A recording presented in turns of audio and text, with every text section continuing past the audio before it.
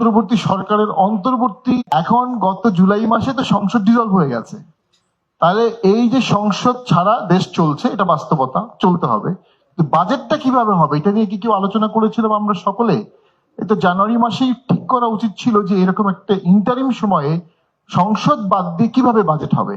তো সেটা ব্যাপক আলোচনা হতে পারতো, ব্যাপক ডিসকাশন হতে পারতো, ড্রাফট বাজেট দেওয়া হতে পারতো জানুয়ারিতে, মার্চে, দেন ধাপে ধাপে যেটা পাশ করা হতো। সেখানে এই বাজেটের ক্ষেত্রে কিন্তু ডেফিনেটলি আমি মনে করি একটা প্রতিবিম্বমূলক বাজেট হওয়ার কাঠামোগতভাবে এটা সুযোগ নাই। আর আমরা 6 বছর ধরে অ্যাক্টিভলি কাজ করতাম এগুলো নিয়ে।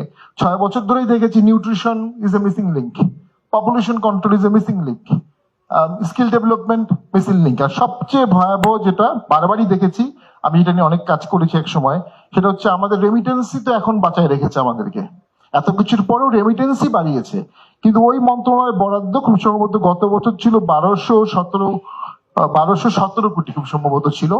এবার সেটা স্ল্যাশ হয়ে গেছে 855 কোটিতে, অর্থাৎ 285 কোটি টাকা সবচেয়ে প্রোডাক্টিভ খাত থেকে কমিয়ে দেওয়া হয়েছে। ইনফ্লেশনকে যদি আপনি অ্যাড করেন তাহলে তো এটা আরো ভয়াবহ। কেন?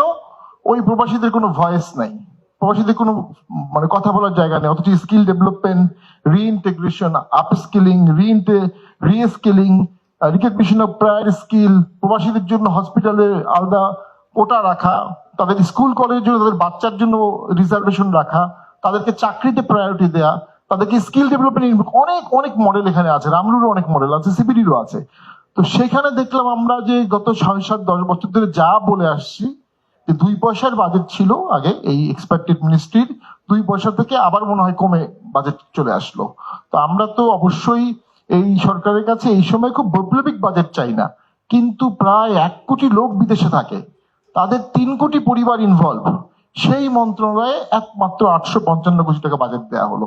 তো এটা আমি তীব্র প্রতিবাদ জানাচ্ছি এবং এটাকে রিভিউ করা উচিত অবশ্যই। শিশু বাজেটও আমি চোখে পড়েনি, শিশু মন্ত্রণালয়ে খুবই দুর্বল মন্ত্রণালয়, নারী মন্ত্রণালয় খুবই দুর্বল মন্ত্রণালয়, এই মন্ত্রণালয়গুলো গতানুগতিক ভাবে আগের মতোই চলছে। তো আগে একটা বড় সমস্যা ছিল, শেষ করে দিচ্ছি, যে ডেফিনেটলি আমরা দেখেছি রুবিন ফারহানও পার্লামেন্টে ছিলেন এবং খুব সোচ্চার ছিলেন, যে মেগা প্রজেক্টে মেগা টাকা দিয়ে মেগা দুর্নীতি করা হতো, অর্থাৎ মেগা দুর্নীতির জন্যই বাজেটটাকে ব্লক করে ফেলা হতো আগে থেকেই, একটা চার্জ, একটা ক্লক, একটা বড়োইং ক্যাপাসিটি করে ফেলা হতো।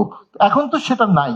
তো এখন 2-4টা প্রজেক্ট বাদ দিয়ে সেই টাকাটা যদি এই জনস্বার্থে, এই এক্সপার্ট প্রবাসীদের জন্য, শিশুদের জন্য, চর এলাকার জন্য, এসব এলাকায় করা হয়, তাহলেই না একটা বৈপ্লবিক বৈষম্যহীন বাজেট হবে।